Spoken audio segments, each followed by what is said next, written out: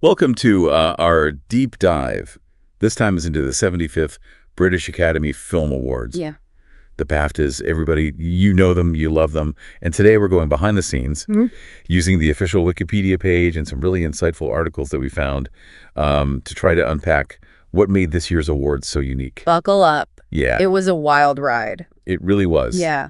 I think it's safe to say this was a year of big changes for the BAFTAs. Right off the bat, Dune led with 11 nominations. The Power of the Dog had 8 nominations. These were clearly the front runners. Everyone had their money on those. But what actually played out on awards night, well, let's just say it wasn't what anyone predicted. It's true. The nominations definitely set up certain expectations, but the actual awards told a totally different story. Take Dune, for example. 5 awards, which is impressive on its own. But they were all in technical categories. Cinematography, visual effects, so... It's like BAFTA was saying, we see your technical brilliance, Dune, but there's a but in there, right? It's a big but. The but being, it seems like BAFTA wasn't as impressed by the storytelling aspect of Dune, at least not compared to some of the other films. This might suggest that BAFTA leans more towards character-driven narratives, even over just sheer spectacle, as stunning as Dune's visuals and effects were. That's such an interesting point because it makes you wonder if BAFTA voters were deliberately trying to send a message about what they value in filmmaking. It's possible. Yeah. And speaking of unexpected outcomes, we had to talk about Lashana Lynch winning the Rising Star Award. Now, don't get me wrong, she's incredibly talented. But wasn't this award meant for up-and-coming actors, people who were just starting out? That's where things get a little tricky with this one. The Rising Star Award is voted on by the public, and it's supposed to highlight actors who are just on the verge of breaking through. But Lashana Lynch has already had some pretty major roles. Captain Marvel, No Time to Die. She's hardly an unknown at this point. Right. So either the public has a very different definition of rising star than the industry does, or BAFTA decided to, bend the rules a little bit this year. Yeah, I'm inclined to think it's a bit of both. It definitely highlights a disconnect between public perception and industry standards, and maybe BAFTA's trying to signal that the award is less about being, brand new and more about recognizing talent on a wider scale. Which, that makes sense. It does make you wonder if they need to clarify the criteria for the Rising Star Award going forward. Now, for the first time ever, BAFTA didn't give out 2 of its biggest honorary awards, the Fellowship and the Outstanding British Contribution to Cinema Award. So what happened there? Well, this is actually a direct consequence of the Noel Clarke controversy from the previous year. You remember how BAFTA was criticized for their handling of those sexual misconduct allegations against him? Well, they overhauled their vetting process for these honorary awards. And it seems they decided it was better to skip them entirely rather than risk another controversy. Wow, that's a huge statement. It's almost like they're drawing a line in the sand saying, we're not messing around anymore. Makes you wonder if this is going to become the new normal for the BAFTAs. Yeah, it's hard to say for sure, but it definitely sends a strong message about BAFTA's commitment to addressing these issues and, holding people accountable. It also just speaks volumes about the pressure the industry as a whole is facing to create a safer and more inclusive environment. Absolutely. This wasn't just some behind-the-scenes tweak. It was a very public declaration of their stance. Okay, moving on. Let's lighten things up a bit. Let's talk about Rebel Wilson's hosting. I know she got mixed reviews. Some people loved her, some people didn't. Yeah, her brand of humor is definitely divisive. She had some pretty bold bits, like that joke about Tom Hiddleston being low-key, which was obviously a play on his low-key character. But then there's that Prince Andrew musical number that got cut. And don't forget about the bras she threw into the audience. Oh, yeah, the bra throwing. That was something. I can see how some people might have found that a bit much for the BAFTAs. Right. Some felt like her irreverent humor was refreshing, and it brought a new energy to the ceremony. While others felt like it kind of clashed with the traditionally formal tone of the event, it definitely sparked a debate about what's appropriate for an awards show like the BAFTAs. Yeah. And it wasn't just the jokes. There were some serious moments, too, with gestures and comments about current events. Oh, yeah. We saw everything from, subtle gestures referencing Vladimir Putin to Andy Serkis making some pretty pointed remarks about Priti Patel's policies during his presentation. And then, of course, there were the statements about the situation in Ukraine. It really highlights that tightrope that awards shows walk these days, trying to balance entertainment with social commentary. So was this the year the BAFTAs got political? There have always been political undercurrents in film, but this felt different, more direct. Yeah, I think it's a reflection of the times we're living in. It's becoming increasingly difficult to separate art from the political landscape, and the BAFTAs clearly reflected that. It does make you wonder if awards shows have a responsibility to address these issues head-on, or if they should strive to remain neutral. It's a tough question. But I think at the very least, this year's BAFTAs showed us that they're not afraid to spark those conversations, even if it makes some people uncomfortable. Speaking of uncomfortable, did you see the look on some people's faces when Joanna Scanlon won Best Actress for Afterlove? Oh, yeah. That was definitely a surprise. What's interesting is that none of the actresses nominated for Best Actress at the BAFTAs were even nominated for an Oscar that year. It just shows you how much taste can differ between different awards bodies, and it highlights just the inherent subjectivity of judging artistic merit. It makes you wonder how many incredible performances might be flying under the radar, simply because they don't fit the mold of what's considered Oscar-worthy. And can we talk about her acceptance speech? Giving it in Welsh was such a beautiful touch. It added this unexpected layer of personal connection and cultural pride to the whole event. Absolutely. It was a reminder that these awards aren't just about statues and accolades, they're about celebrating individual stories and acknowledging the diverse voices within the film industry. And speaking of diverse voices, we have to acknowledge the truly historic win for Troy Kotsur. Yes, this was huge. He became the first deaf actor to win a major acting BAFTA. For his role in Coda, it was a watershed moment, shattering a barrier that had existed for far too long, and signaling a much-needed shift towards greater representation and accessibility in the film industry. Yeah, it was so inspiring to see, and it really underscores the importance of continuing to push for inclusivity in all aspects of filmmaking. So we had a historic win for inclusivity, some unexpected snubs, and a whole lot of politics mixed in with the glamour. What about the films themselves? Let's talk about Belfast, which won for Outstanding British Film.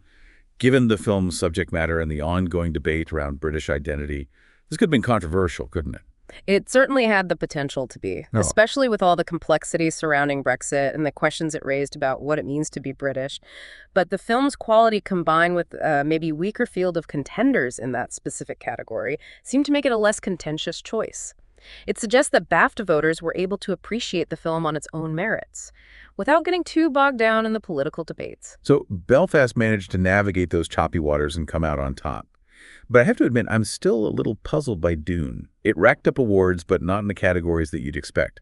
What do you think that says about how BAFTA views technical achievement versus storytelling? That is a great question, and it's one that we'll delve into deeper as we continue our deep dive, because it seems like there's a lot more to unpack about how BAFTA evaluates films and what this might tell us about their evolving tastes and priorities. Definitely. It feels like we've only just scratched the surface of what made this BAFTA ceremony so fascinating.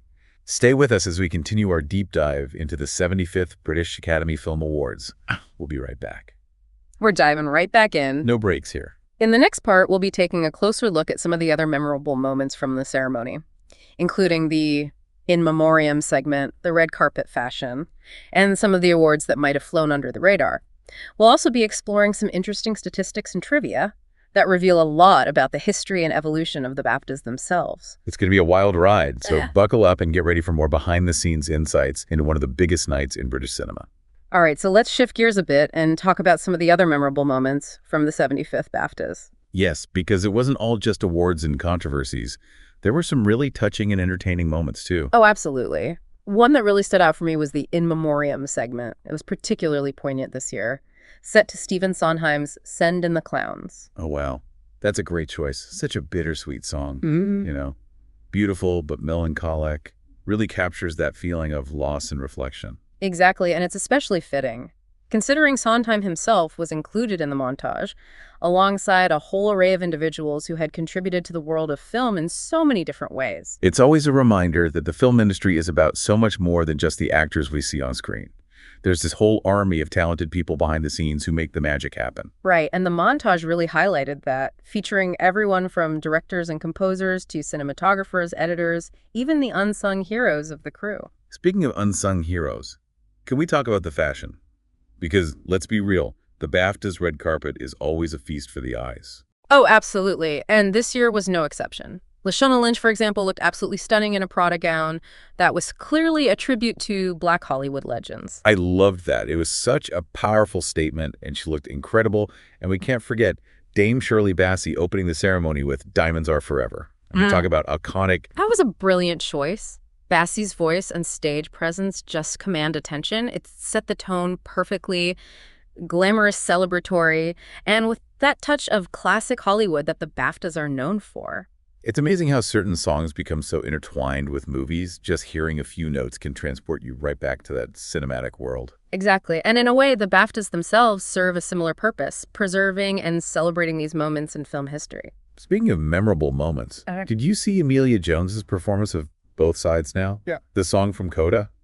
Oh, yes. That was incredibly moving. She has such a beautiful voice. And the song itself was so poignant. I wasn't surprised to hear that people were like sobbing at home while watching. I know, right? It's a testament to her talent and the emotional depth of the film itself. Okay, now we have to talk about Rebel Wilson again. Because, well, she gave us plenty to talk about. Oh, she did. Some of her jokes were definitely pushing the boundaries. That one about Will Smith and Jada Pinkett Smith's marriage, for example, drew a lot of gasps from the audience. Yeah, that one was a bit risky, to say the least. It goes back to that question we were discussing earlier about balancing humor with sensitivity. Where do you draw the line at an event like the BAFTAs? It's a tough one. Humor is so subjective, and what one person finds funny, another might find offensive. But in a setting like this where you have a global audience, it's probably best to err on the side of caution. And then there's that moment where she made a gesture referencing Vladimir Putin while welcoming the interpreters for Emilia Jones's performance. I saw a lot of mixed reactions to that online. Yeah, that one sparked a lot of debate. Some people praised her for using her platform to make a political statement, while others felt it was insensitive and that it trivialized the importance of sign language and accessibility. It's interesting how one gesture can be interpreted in so many different ways. It really highlights the complexities of navigating political humor in today's world. Absolutely, and it emphasizes the responsibility that comes with having a platform like the BAFTAs. Your words and actions have the power to reach a massive audience, so it's important to be mindful of the potential impact. And while we're on the topic of politics, we can't forget Andy Serkis's comments while presenting the award for Best Director. That joke about Priti Patel's policies definitely got some attention. It did. It was a pretty pointed jab, and you could tell some people in the audience were uncomfortable. It seems like this year's BAFTAs were more politically charged than usual. Yeah, I think it's a reflection of the times we're living in, with so much happening in the world, the pandemic, the war in Ukraine, political divisions.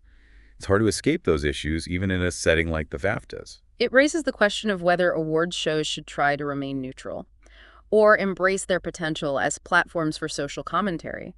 Should they stick to celebrating the art of film, or should they also address the bigger issues of the day? That's a really interesting question, and I don't think there's an easy answer.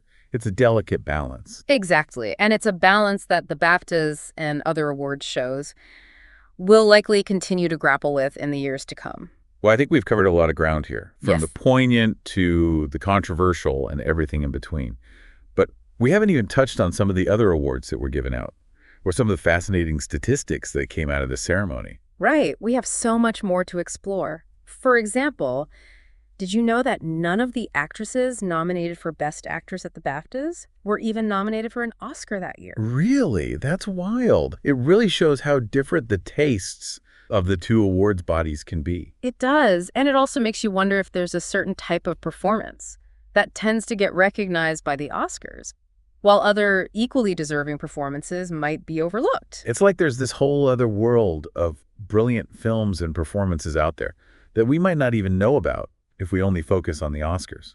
Exactly, and it highlights the importance of expanding our horizons and seeking out films that might not be getting the mainstream attention. So how about we delve into some of those other awards Yep. and see what hidden gems we can uncover? I'm also curious about those statistics you mentioned. What kind of insights do they offer about the BAFTAs and their history? All right, let's dive into some of those other awards and those fascinating statistics you mentioned. Okay, so first let's just revisit the films that won multiple awards.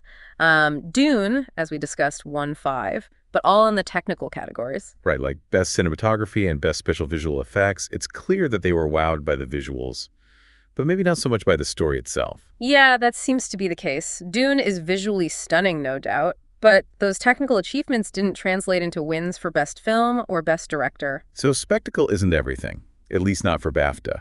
What about the other multiple award winners? Well, both Coda and The Power of the Dog won 2 awards each. Coda won for Best Adapted Screenplay and, of course, Best Supporting Actor for Troy Kotsur. Which, let's not forget, was a historic win. Absolutely, a landmark moment. And The Power of the Dog took home Best Film and Best Director for Jane Campion. So these two films were recognized for both their storytelling and their filmmaking. Yeah. It's interesting how those two films, despite being so different in terms of genre and style, both resonated so strongly with BAFTA voters. Yeah, it speaks to the diversity of great filmmaking, right? There's no single formula for success. And West Side Story also snagged 2 awards. Best Casting and Best Supporting Actress for Ariana DeBose. Which makes sense. The casting was spot on, and DeBose's performance was electrifying. It seems like BAFTA really appreciated the ensemble work in that film. Now let's move on to those statistics I mentioned. Did you know that 9 actors have actually received dual nominations in the same category in a single year at the BAFTAs? Whoa, really? That seems incredibly rare. It is. And even more remarkably, 9 actors have received 2 nominations for the same performance in a single year. Wait, how is that even possible? Well, it happens when an actor's performance is eligible in multiple categories. For example, Jodie Foster achieved this in 1976. She won both Best Supporting Actress and Most Promising Newcomer to Leading Film roles for her roles in Bugsy Malone and Taxi Driver. Wow, talk about a breakout year. It's incredible that she was recognized for both a supporting role and a lead role in the same year. Yeah, it's a testament to her versatility and talent. And speaking of talent, Cate Blanchett holds a rather unique distinction. She's the only actor to have won a BAFTA for portraying a real-life BAFTA winner. I did not know that. Who did she play? She won Best Supporting Actress for her portrayal of Katharine Hepburn in The Aviator back in 2004. Of course. That's fantastic. And Hepburn herself was a 4-time BAFTA winner. So it's a lovely bit of cinematic symmetry. It is. And then on a completely different note, we have Eddie Murphy, who holds the distinction of being the only actor to be nominated for a voice-only performance. Really? For which role? His iconic portrayal of Donkey in Shrek earned him a Best Supporting Actor nomination in 2001. Oh, that's amazing. Donkey is such a beloved character. It makes you wonder if voice acting should be given more recognition in award ceremonies. It's a valid point. Voice acting requires an incredible amount of skill and artistry. And when it comes to directing, Martin Scorsese unsurprisingly holds the record for the most nominations, with a whopping 10 nods. But when it comes to wins, he shares the record with 8 other directors, who each have 2 BAFTAs for Best Director. Wow, 9 directors tied for the most wins. That's quite a diverse group of filmmakers. It is. Woody Allen, Joel Coen, Alfonso Cuarón, Ang Lee, Louis Malle, Alan Parker, Roman Polanski, John Schlesinger, and Peter Weir, all incredibly talented directors with distinct styles. It's a reminder of the incredible talent that has been recognized by the BAFTAs over the years. So as we wrap up our deep dive into the 75th BAFTAs, what are your final thoughts? What stood out to you the most? I think what struck me the most was the sense of change and evolution that permeated the entire ceremony. From the new vetting process for honorary awards to the historic win for Troy Kotsur, it felt like the BAFTAs were making a conscious effort to be more inclusive and representative of the world we live in. Yeah, I agree. It felt like a turning point. A recognition that the industry needs to evolve and embrace diversity in all its forms. And it wasn't just about diversity. It was about pushing boundaries, challenging conventions, and using the platform to spark important conversations. Whether it was Rebel Wilson's bold humor or Andy Serkis's political commentary, the BAFTAs weren't afraid to tackle tough issues. Exactly. It was a reminder that film has the power to reflect and shape our understanding of the world, and that award ceremonies can play a role in amplifying those conversations. And at the end of the day, it's about celebrating the art of filmmaking, the incredible talent and creativity of everyone involved in bringing these stories to life. The 75th BAFTAs may be over, but the films, the performances, and the conversations they sparked will continue to resonate. And hopefully those conversations will lead to meaningful change within the industry and beyond. So as you continue your own exploration of cinema, remember to keep an open mind. Seek out diverse voices, and never underestimate the power of a good story. That's it for our deep dive into the 75th British Academy Film Awards. Thanks for joining us on this journey. We'll be back soon with another fascinating deep dive into a different topic. Until then, keep learning, keep exploring, and keep diving deep.